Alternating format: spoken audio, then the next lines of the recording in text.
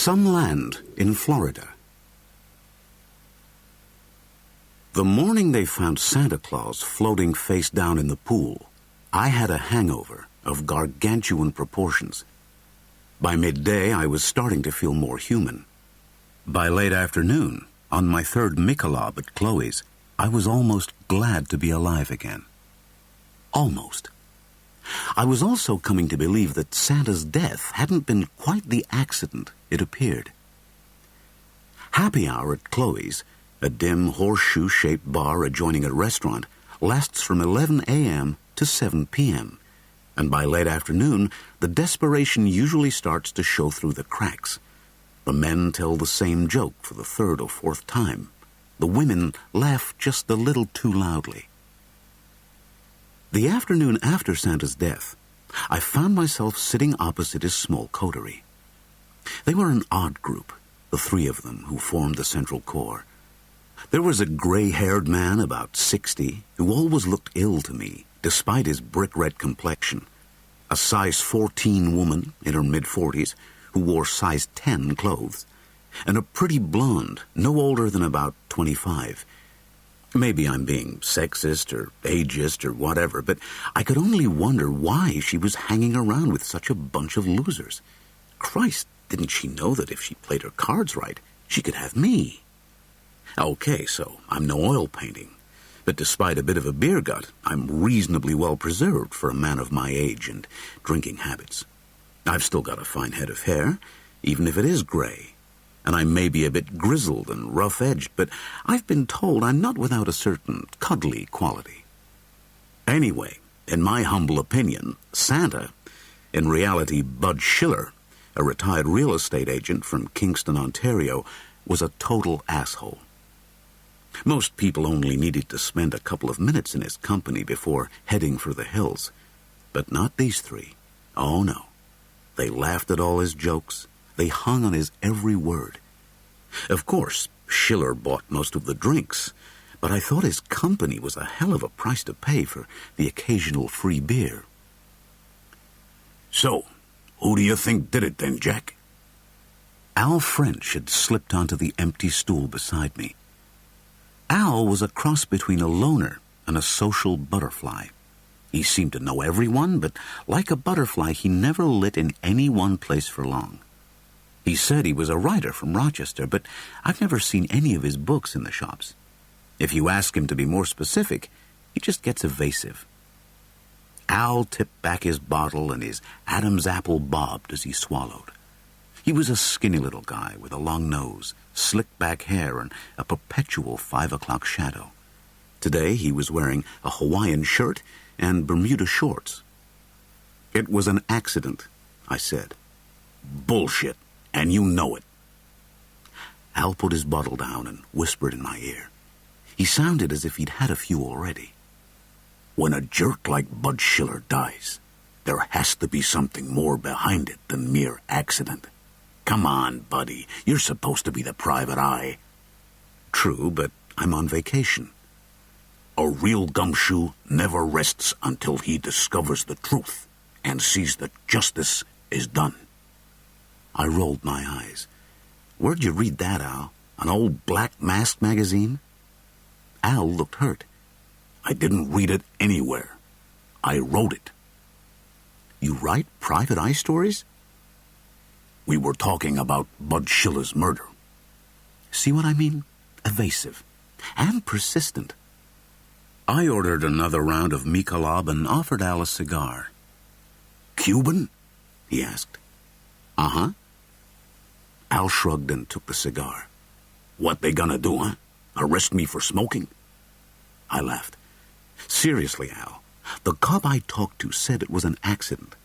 She asked me if I'd seen or heard anything unusual, then she left. Had you? No. I wasn't going to tell Al, but I'd spent the evening sitting out in the lanai smoking a cigar, reading Robertson Davis, and working my way through a bottle of Maker's Mark. I could hear the sing-along in the distance, and I remember thinking there was something absurd about a bunch of adults singing Jingle Bells and White Christmas under the palms. especially with an asshole like Bud Schiller dressed as Santa leading them along.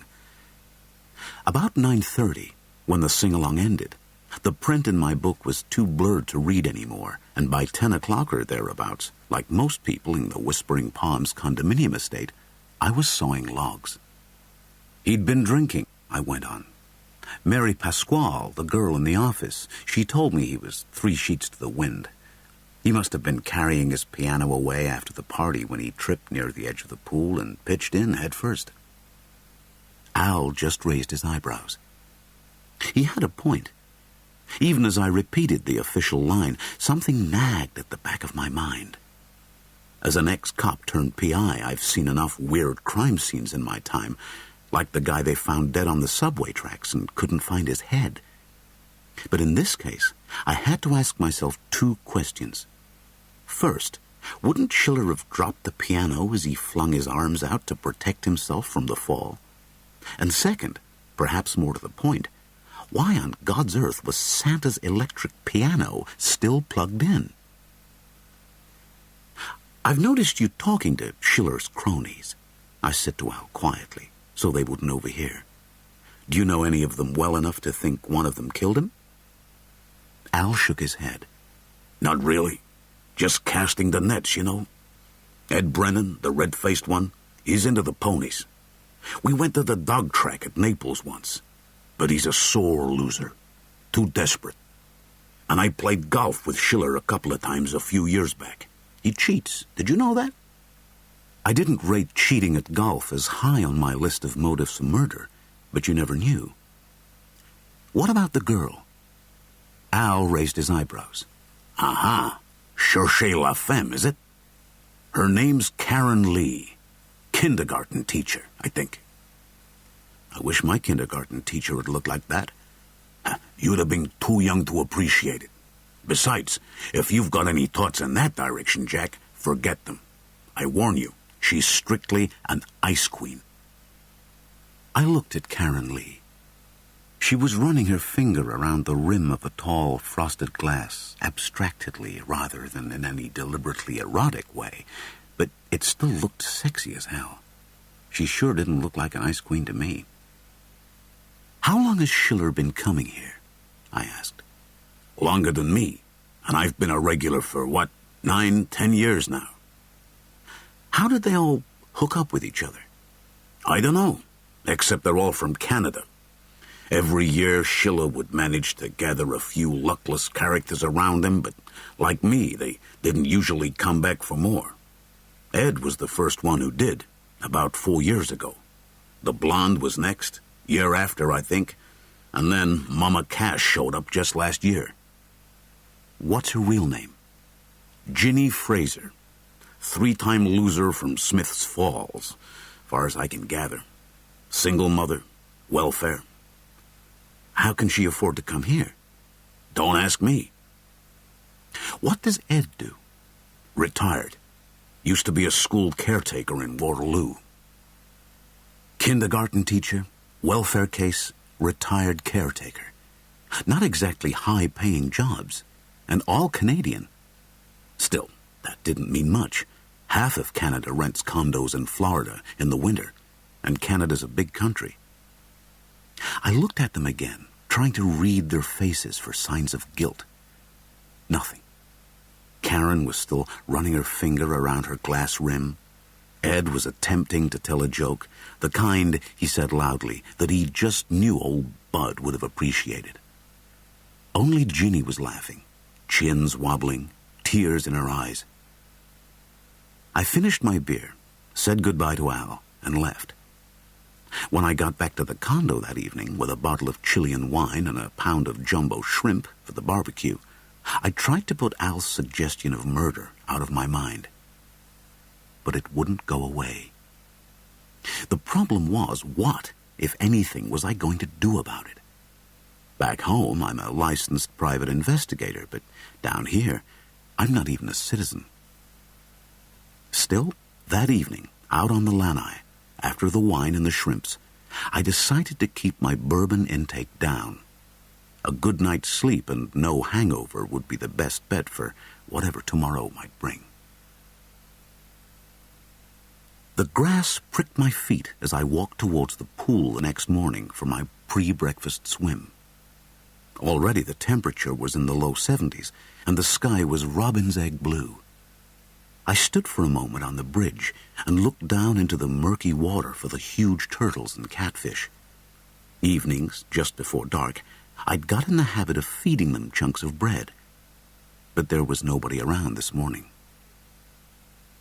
A couple of 100 yards away, over the swathe of dry grass, the squat brown condo units were strung out in a circle around the central island, connected to the mainland by a wooden bridge over the narrow moat. The pool, the office, and the tennis courts were all on the island, and that was Whispering Palms. Someone had bought some land in Florida and got very rich. An old man, fuzz of white body hair against leathery skin, was lying out on a lounge chair catching the early rays. The scent of coconut sunscreen mingled with the whiff of chlorine. The pool was still marked off by yellow police tape.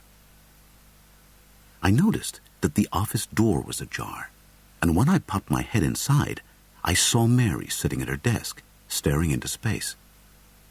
I like Mary. She's about 25, an athletic sort of girl with a swimmer's upper body and a runner's thighs. She has a shiny black ponytail and one of those open, friendly faces, the kind you trust on sight. "Oh, Mr. Irwin, you startled me. You weren't wanting to use the pool, were you?" "I was, but I see it's still off limits." A frown wrinkled Mary's smooth, tanned brow. "Well, I mean, it's not on account of the cops or anything," she said.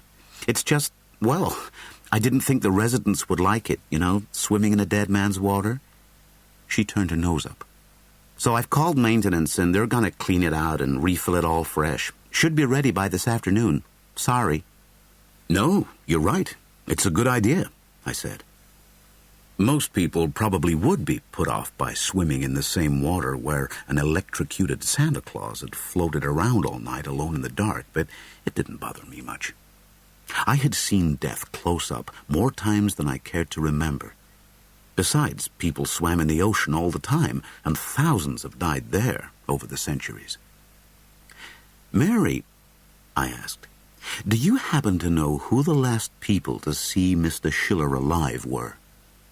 "His friends, Mr. Brennan, Miss Lee, and Miss Fraser. They said he was fine when they left." Of course, the ubiquitous trio. Mary shook her head. "Never could understand what Miss Lee saw in that group, pretty girl like her." So, I was vindicated for thinking exactly the same thing yesterday. And if a young woman like Mary could think it too, it couldn't be either ageist or sexist, could it? "Mind if I ask you something?" Mary said with a frown. "Go ahead." "Mr. Schiller was a Canadian citizen, right?"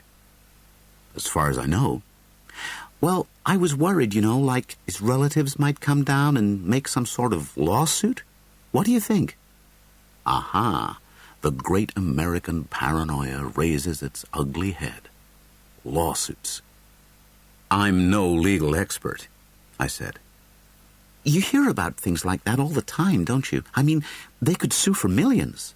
I could be liable. It would ruin me." She laughed. "Even if they sued for hundreds, it would bankrupt me. I could lose my job. I need this job, Mr. Irwin. I need the money to go back to school." I smiled as reassuringly as I could and told her I didn't think that would happen. We didn't even know if Schiller had any next of kin for a start, and she couldn't be responsible for his behavior when he was drunk. "But the cops said he must have tripped over that crack in the tiles." "What crack?" "Come on, I'll show you." We went outside. The old guy in the lounge chair was still working on his skin cancer. Near the side of the pool, Mary pointed out the crack. It didn't look like much to me. I put my foot in front of it and slid forward slowly. My big toe slipped right over the crack, and the rest of my foot followed. I could hardly even feel the rough edge of the tile. "It's hardly enough to trip over," I said to Mary. "He was wearing flip-flops." Santa Claus was wearing flip-flops? She nodded. I suppose that might make a difference. Even so, it's still a long way from the water. Maybe 6 feet? Schiller was a little guy, only around 5'4", wasn't he? Yeah, I thought about that too. But he must have been walking faster, running, then he tripped and skidded in. Those tiles can get pretty slippery, especially if they're wet. But wouldn't the piano just rip out of the socket? Mary shrugged. It was one of those ultralight things, she said, and it had a long cord. Still, I couldn't help but wonder why the hell Santa Claus should be running towards the swimming pool in the dark with a live electric piano in his arms, no matter how tight he was or how light the piano. A heron landed by the side of the moat. Just for a moment, I felt a slight shiver run up my spine to the hairs at the back of my neck. It was a sign I recognized. I was being watched, and not by the heron or the sunbather. Mary turned and walked back to the office, sandals clip-clopping against the tiles. I followed her, admiring the way her thigh muscles rippled with each step. I felt strangely detached, though. I could admire the sculpted, athletic beauty of her body, but I didn't feel attracted to her sexually. But then, it had been a long time since I had been attracted to anyone sexually, except maybe Karen Lee. Mary sat down at her desk again. Look, I said, leaning forward and resting my hands on the warm wood.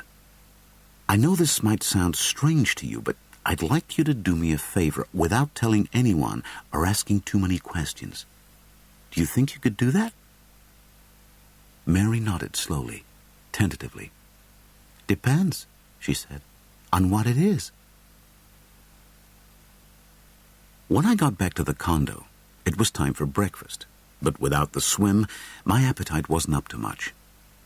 I put on a pot of coffee, drank a glass of orange juice, and ate a bowl of high-fiber bran, the healthy life.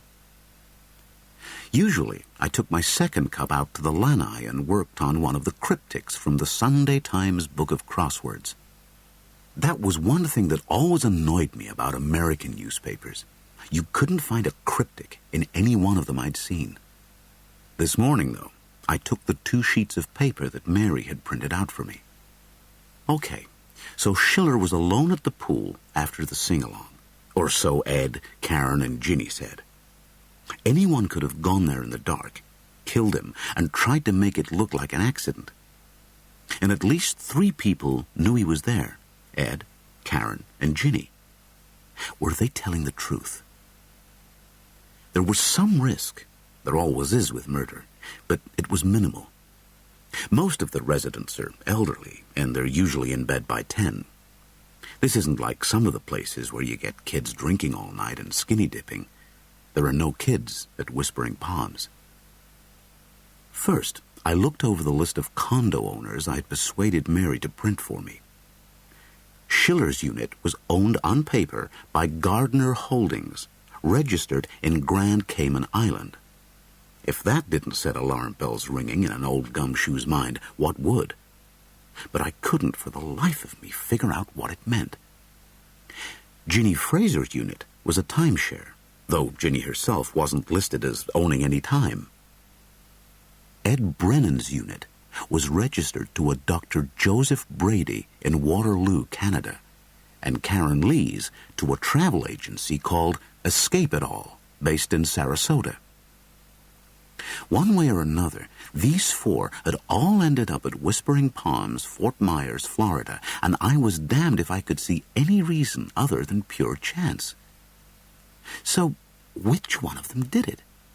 And why? Or was it someone else? I pushed my glasses back up the bridge of my nose and reached for the telephone. Being a private investigator from Toronto has some advantages in Florida.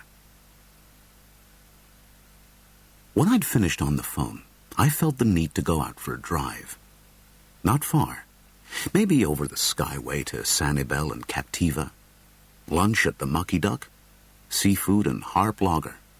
After all, I was on vacation, whatever Al said about gumshoes and the search for truth and justice. But when I walked out to the car, I saw Karen Lee bent over the front tire of a red Honda rental, just a few parking spots down, white cotton shorts stretched taut over her ass. I stood and admired the view for a while, then walked towards her and asked if she could use any help. Why not? She could only tell me to get lost, that she was perfectly capable of fixing the tire herself. Or she could accept my offer graciously. She did the latter. Turning on her haunches and shielding her eyes from the sun, she smiled and said, "Why, thanks. Yes, I'd appreciate that." She had dimples at each corner of her mouth. Cute. Then she stood up and brushed the dust off her hands. She was wearing a pink tank top, and a little sweat had darkened the cotton between her breasts. "Flat," she said. A facetious reply formed in my mind, but before I could voice it, she went on, "The tire. I should have done something about it last night. I thought something was wrong, maybe a slow leak, but I couldn't be bothered. Then, when I came out just now, I saw it was flat." "No problem," I said, and in no time we took off the flat and put on the spare. "Thanks a lot," said Karen, smiling. "It's not that I'm helpless or anything. I mean, I know how to change a tire, but—" "Forget it," I told her. "My pleasure." "What I was going to say was it was nice to have a bit of company." And she smiled again, giving me the full benefit of her dimples and baby blues. The front of her tank top was even damper now, and I could see beads of moisture on the tops of her breasts between the tiny hairs. She had her hair tied back and fixed with barrettes, but a few strands had come loose and stuck to her flushed face. Some ice queen. "Hot, isn't it?" she said, waving her hand in front of her face. "Look, why don't you come in and clean up? It's the least I can do." I could have gone to my own place, just a few buildings down, but I'm no fool. I followed her up the steps to her second-story unit. Inside, it was pretty much the same layout as mine, open-plan kitchen and living room, 2 bedrooms, one with its own bathroom, guest bathroom, and the lanai out front. "Sorry about the mess," Karen said, picking up a few magazines scattered on the sofa. "I wasn't expecting company. Please go ahead, use the bathroom." The bathroom was full of the mysterious paraphernalia of feminine beauty, potions, eyebrow pencils, little sponges, cotton wool, Q-tips. I washed the sweat and grime off my hands and face and flushed the toilet, using the noise to cover up the sound as I went through the drawers and cupboards. There was nothing out of the ordinary. Soap, deodorant, shampoo, talcum, tampons, Advil, Molox. The only interesting item was a bottle of Prozac. These days it seems half the world's on Prozac. When I got back to the living room, Karen had just finished tidying things into neat piles. She smiled. "Cold drink?" "A Coke would be great." "I'll just go freshen up." She looked down at her body and spread her arms, then seemed embarrassed by the gesture. In fact, now we were inside, her manner had grown much more nervous, and I didn't know how to put her at ease. Too many movies about the nice guy next door turning out to be a psycho, I suppose. "I'll help myself," I said. "You go wash up." "Okay, it's in the fridge. I won't be long. Are you sure you'll be okay?" "I'll be fine. Don't worry." When she went into her bathroom, the lock clicked behind her. As soon as I heard the shower start up, I began a quick search, not knowing what the hell I was looking for. If Schiller had been murdered, Karen had to be a suspect.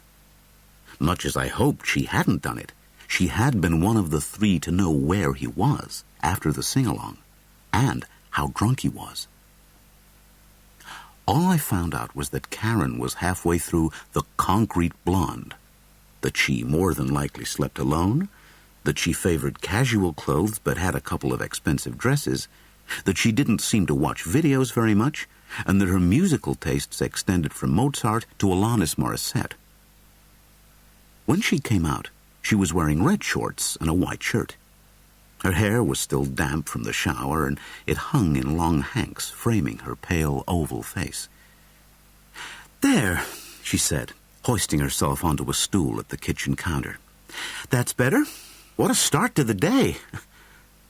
I poured her a Coke.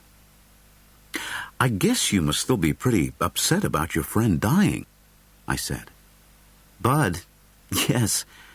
How did you—" "Of course, I've seen you in Chloe's, haven't I? Always alone. No wife? Girlfriend?" A definite hint of flirtation there, I thought. "My wife died 3 years ago. Auto accident." "Oh, I'm so sorry. That must be terrible." I shrugged. "There's good days and bad." "Were you very close to Mr. Schiller?" She looked away. "Not really." I don't mean to pry or anything," I said, "but were you... what drew you to him?" "I don't know. We weren't an item, if that's what you're getting at." She blushed. "I'd just been through a painful divorce. I was depressed. I suppose I came down here to escape. I don't know. I guess maybe I succeeded. Bud and the others, they were my escape. It was all fun, no demands. Bud was a laugh. He never took anything seriously."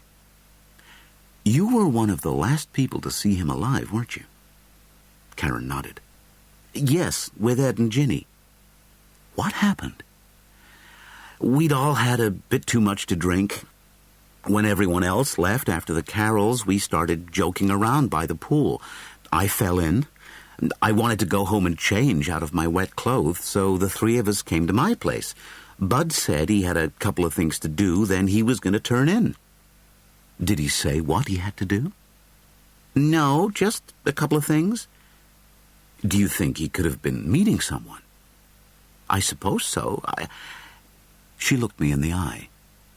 "Why?" "Just curious." "How did he seem?" "He was very drunk." She frowned, then went on. "You know, I've thought time and time again that we should have done something, that I should have said something." "Like what?" "Oh, made him come with us, something like that. Somehow I feel responsible." "Don't be silly. There's no way you could have known." "Even so, I can't help feeling guilty." She held her hands up. "Look, I don't know how we got into this, but it's a beautiful day out there, and I don't want to get even more depressed." Interview over. "You're right," I said, getting up. "I'd better be going myself." She walked me to the door. "Thanks for the help. It was nice talking to you." "You too." Before she could close the door on me, I turned. "Don't think this too presumptuous of me," I began, "but how would you like to come out for dinner or a drink tonight?" "Tonight?" Her face dropped. "Oh, I can't. I'm busy." I started to turn away. "It's okay. I understand. Believe me. My mistake. Especially after what you said about the divorce and all. I'm sorry." But she rested her warm hand on my arm. "It's nothing like that," she said. I don't want you to think I'm making an excuse. I'm not. I really do have something on tonight.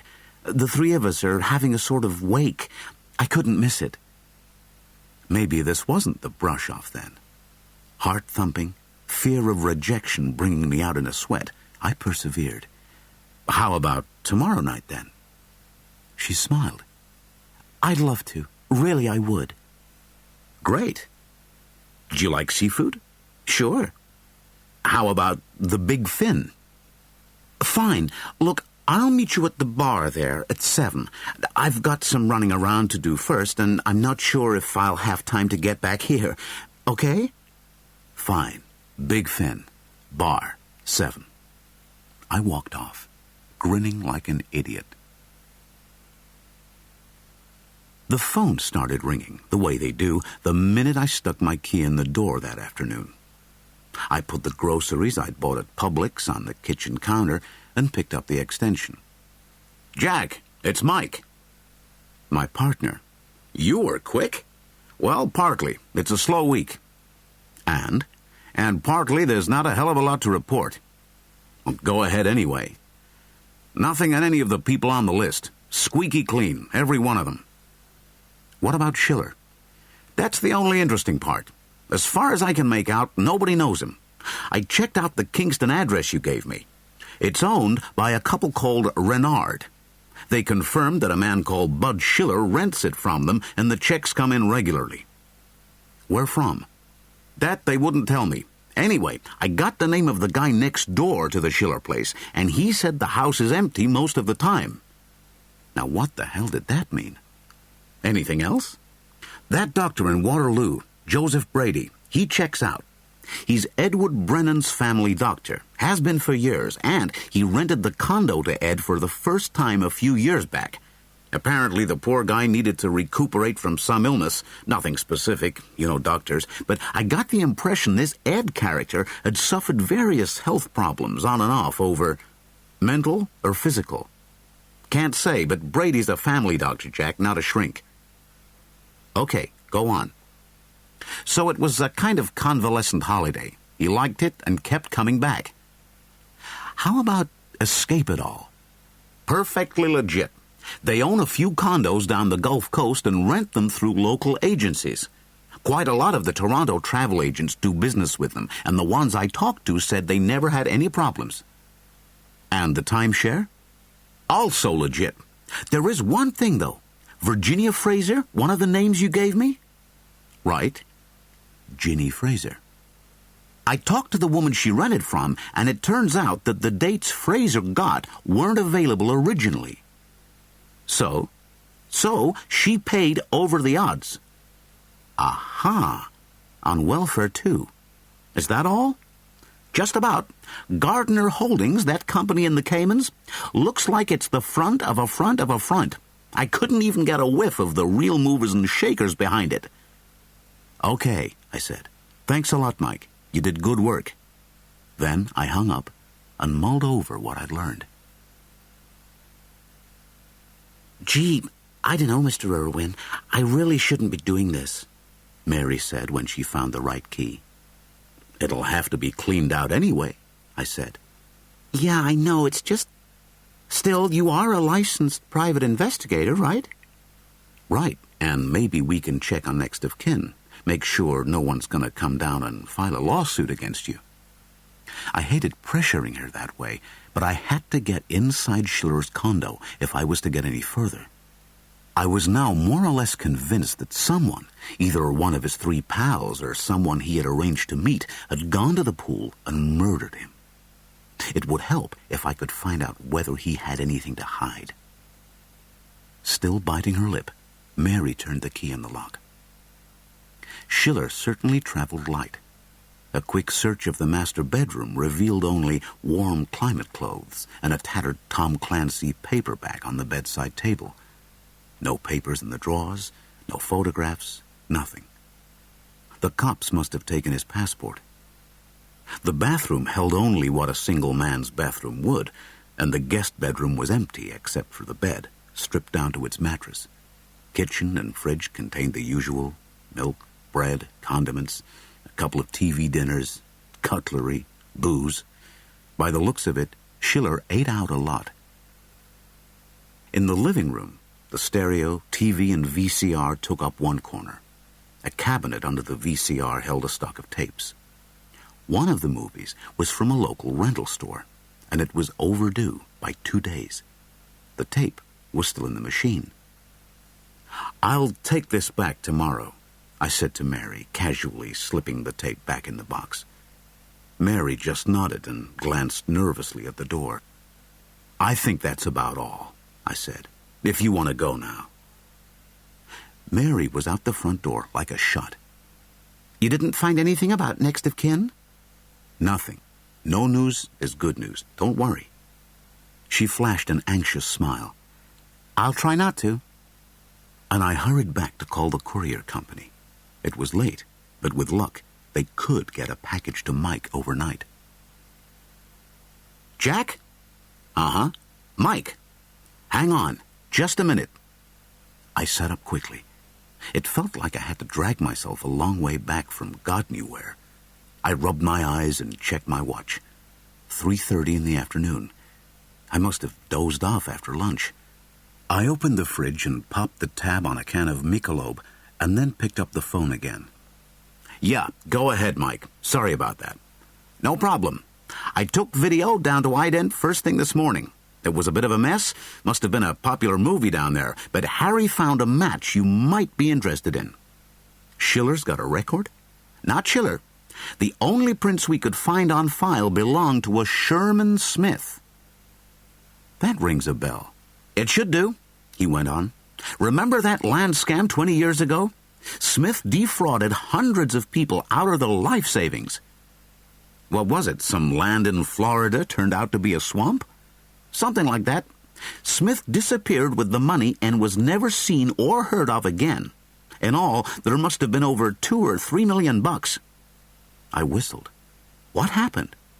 The Mounties followed the paper trail for a while, then they lost it. Smith never surfaced again. Except as Schiller, I thought. He probably split his time between Florida and the Cayman Islands, traveling on a phony Canadian passport, but not staying in Canada for long. Too risky. Do we recognize any of the victims' names? I asked Mike. I could almost hear him grinning over the phone. I thought you'd never ask. As a matter of fact, we do. A Mr. Edward Brennan. Karen was sitting at a stool at the bar, sipping something colorful and cluttered through a candy-striped straw. She was wearing a green silk off-the-shoulder number, one I had seen in her closet, with her legs crossed. I caught an eyeful of slim, tanned thigh as I walked towards her. She smiled and said hello. Her shiny blonde hair fell over her shoulder on one side, and she had tucked the other side behind her ear, fixing it there with a pink flower that matched her lipstick. Nice touch. I must admit I'd been relieved to find out it was Ed who had the connection with Smith, not Karen. It didn't mean he was the killer, of course, but it sure gave him one hell of a motive. I still had a lot of questions for Karen, though, and I wasn't sure how or if I could mix business and pleasure. I ordered a bourbon on the rocks, and we walked through to the table. It was a tacky-looking kind of restaurant with nets hanging from the ceilings and old barrels converted into chairs, but the food was always superb. Karen examined the menu. Then she said, I'd like to start with some oysters. How about you? Fine by me. Oysters? For an ice queen? Maybe Al French had an agenda of his own. So we ordered a dozen oysters and a bottle of Californian champagne, followed by swordfish steak for me and coquille Saint-Jacques for Karen. She avoided my eyes as the waiter lit candles on the table. We chatted about this and that. Karen seemed nervous, on edge, attention all over the place, so much so that she seemed skittish. But just when I thought I'd lost her, she'd look me in the eye and come back with the kind of remark that showed she was there all the time, maybe even a step or two ahead. Did you know Bud, Ed, or Ginny back home? I asked when the subject came around to last night's wake. She shook her head. One rule about a world you escape to is that neither it nor any of its inhabitants can exist in the world you regularly live in. She fingered the napkin ring on the table as she spoke, shadows flitting in the depths of her eyes. I can understand that, I said, thinking it sounded like something out of a computer game manual. The oysters arrived, and we helped ourselves. I suppose it's an escape for me, too. Is it? In what way? I used to come down here with my wife. Karen frowned. Then it's not an escape you're after, she said. It's catharsis. Maybe you're right. If so, it hasn't happened yet. She put her hand lightly on mine. Give it time, Jack. Give it time. We finished the oysters, and the main courses arrived. I tried to find a way to steer the conversation back to Bud Schiller. As usual, I couldn't find a subtle way, so halfway through my swordfish, during a temporary lull, I said, "Remember when you told me the three of you went to your room and Bud stayed out by the pool?" She nodded. And you thought he might be meeting someone? "That's right. Did any of the others leave your room at any time?" Not until later. She blushed. Ed must have passed out there. I found him on the couch in the morning. Did Ed ever mention knowing Bud from before? Karen looked down at her plate and speared a scallop. No. Then she looked back at me, and her eyes widened. What are you suggesting? That Ed murdered Bud? You can't be serious. I don't know, Karen. I'm just curious, that's all. But why? Why are you interested? Are you a cop? I'm a private investigator, I told her, but I'm not licensed to operate down here. I shrugged. It just seemed suspicious to me, that's all. I paused for a moment. Then I jumped right in and told her about Schiller's true identity and the land scam in which one Edward Brennan lost his life savings. When I finished, Karen was pale. She excused herself to visit the washroom. When she came back, she looked a lot better. She didn't wear much makeup, but she had given herself a fresh coat of the basics and looked good as new. "I'm sorry for overreacting," she said. "Honestly, I'd never really considered that Bud's death could have been deliberate. I suppose I was too busy blaming myself. But Ed..." "I can't be sure," I said, "but it doesn't look good. Are you certain he never left your condo?" "He went over to his own unit to pick up some scotch. I'd run out, but he wasn't gone for more than 10 minutes. 10 minutes was enough. What are you going to do?" "Tell the authorities, I suppose." She nodded slowly. "That would be the right thing to do, of course. But poor Ed. I don't like the thought of him spending the rest of his life in jail. Can't you just, let it go?" However much of an asshole Bud Schiller was, he didn't deserve to die like that. "You're right," she whispered. "I'd like to go home." As I followed Karen's Honda back to Whispering Palms, I was beginning to think that I'd blown my chances of a pleasant end to the evening. But she invited me up for a nightcap. Once we were inside, she busied herself preparing the drinks, flitting nervously between fridge and cocktail cabinet, chattering brightly away. Ever since we got back, I'd sensed a certain tension between us, and I thought it was sexual. When she walked past me to open the sliding glass door to the lanai, I put my hand out and touched her shoulder. She turned, gave me a swift peck on the cheek, and said she had to go to the bathroom. I gazed out at the dark island beyond the lanai, the Christmas lights on the bridge, drink in hand, waiting for her. What did the peck on the cheek mean?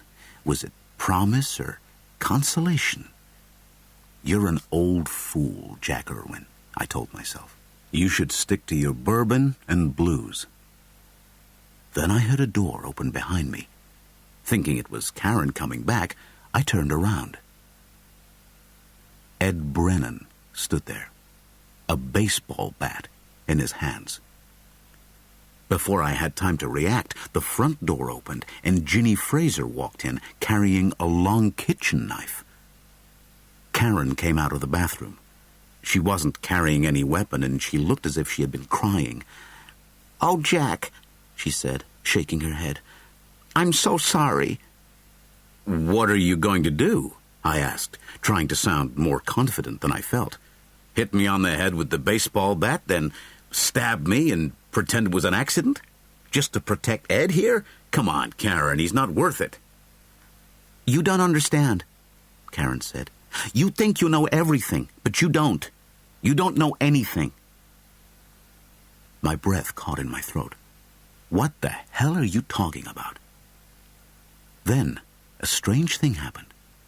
I saw Karen flash a quick, sad glance at Ed, and he just seemed to deflate right before my eyes. His baseball bat dropped to the floor. "He's right, Karen," he said. "We can't do this. We're not killers." I looked at Ginny Fraser. She dropped the kitchen knife and flopped onto the sofa. After I got my breath back, I turned to Karen and said, "Right, now we've got that charade out of the way. Will someone tell me what's going on here?" "I'm sorry," Ed said for the third time. "I don't know what came over us. We were desperate. I still can't imagine what made us think we could kill an innocent man. When Karen phoned from the restaurant and told us you knew, we just panicked." "I'm sorry I deceived you," Karen said. "I admit I was trying to find out if you knew anything. After I saw you and the woman from the office looking at the pool yesterday, I thought you might be trouble, so I arranged the puncture." Well, that makes two of us acting from impure motives, I thought.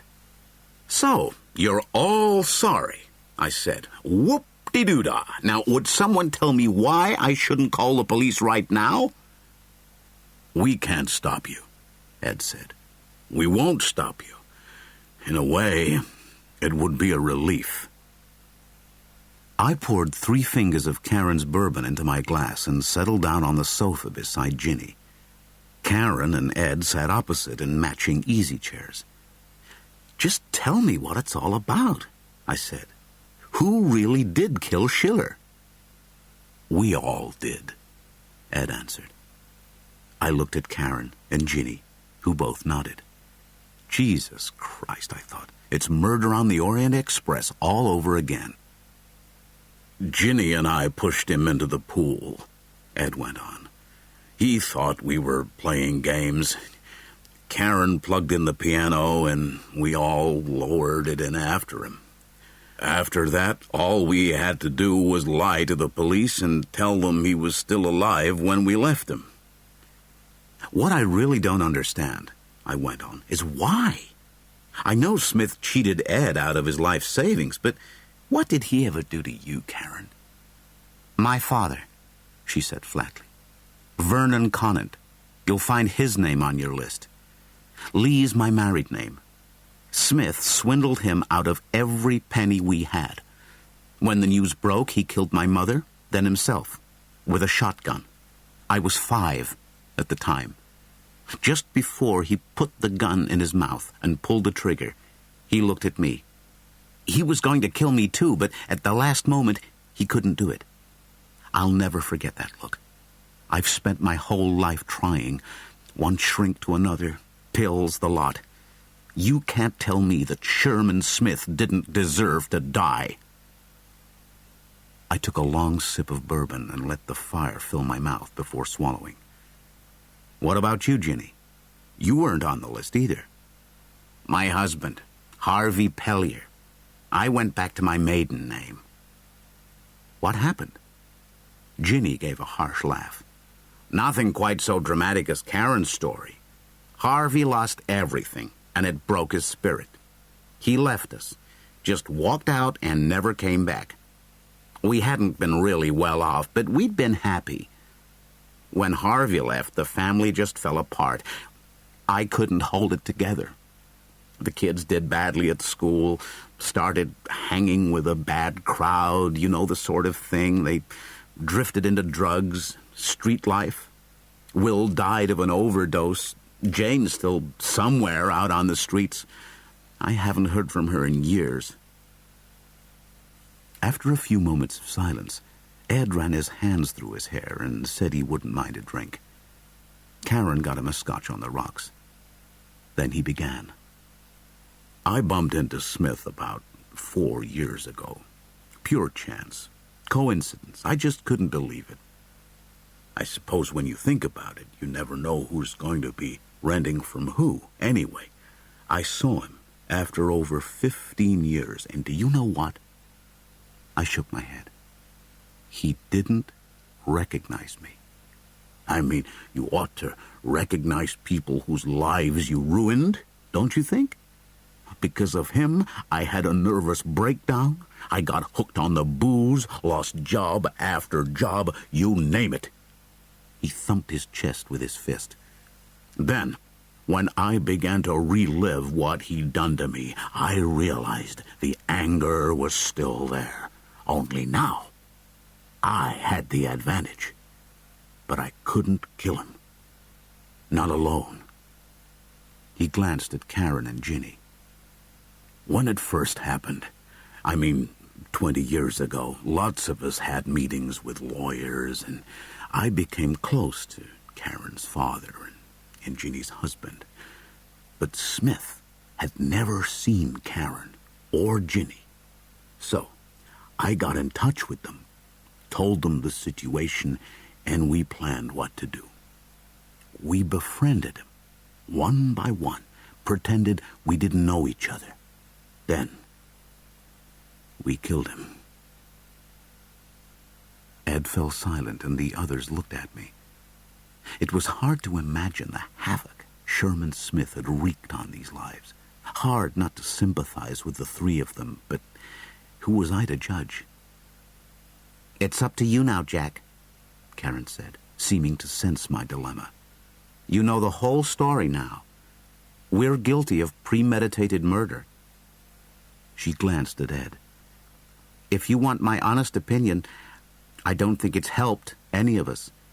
I don't think it's going to make our lives any easier to bear. Probably the opposite. But it's done, and you're the only one who knows about it. We can't kill you, but we're not going to give ourselves up willingly either. It's your decision. So, whether I liked it or not, it was up to me. I finished my bourbon, then I nodded and went back to my condo. Almost exactly 1 year to the day later, I found myself in Chloe's for happy hour. There were one or two faces I recognized around the bar, but most of the people were strangers. I still didn't know why I kept coming back year after year, especially this year. Maybe Karen had been right, and I was looking for catharsis. Or for Karen. I looked across the bar at where I had first really noticed her last year, running her finger around the rim of a glass. Now, a chain-smoking brunette with a hard face sat there instead. "Hi, Seamus." Al French slipped onto the empty stool beside me. "Beer?" I offered. "My turn." Al ordered 2 beers. "Did you ever get to the bottom of that mysterious death?" he asked. "Which one was that?" "You know, last year. That asshole, Bud Schiller." "Oh, him." I shook my head. "I don't think there was anything mysterious about it at all. I think he was drunk, he tripped, and he fell into the pool." "Yeah, and he pulled the piano in after him just for good measure. Come on, Jack." I shrugged. "You know, Al, sometimes the strangest of accidents do happen. Did I ever tell you about the guy they found dead on the subway tracks and couldn't find his head?"